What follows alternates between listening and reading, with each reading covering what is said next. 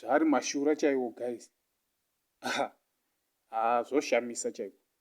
Vamwe sekuru vorumwa nhengo yavo nenyoka vakagara pachemba. Mashura chaiwo guys. Ndisati ndapinda munyaya zvizere da kuti kwazivai mese kwamuri munofara here.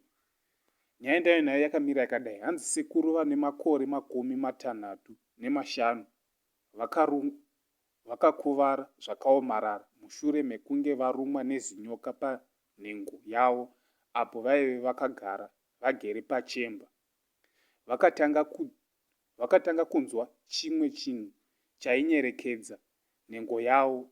Pavakatarisa pasi ndipo pavakaona uno muzvambarara wezinyoka. Murume uyu akaendeswa muchipatara kunorapwa ronda iri.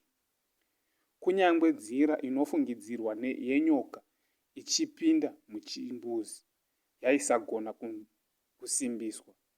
Inofungidzirwa kuti yakatiza kubva kuimba yemuvakidzani.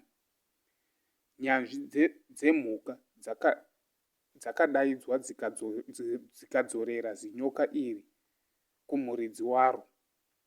Guys, zvoshamisa, zvoita sefani asi zvinhu zvinotoshamisa. Kurumwa nenyoka munhu akagara pachemba.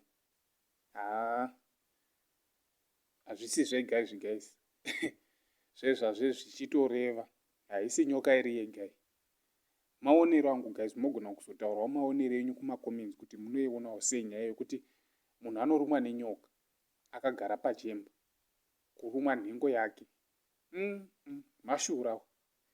Ndonyaya ndaiva nayo guys, ndichiti mungonzwawo zvinhu zviri kuitika. Ndichitenda vese vakasubscribe nevasati vasubscribe. Ndichiti guys, chekumirira hapana. Pasina imi guys ina handipo. Saka ndikuda support yenyu. Thank you nesupport. Like a Hellcat.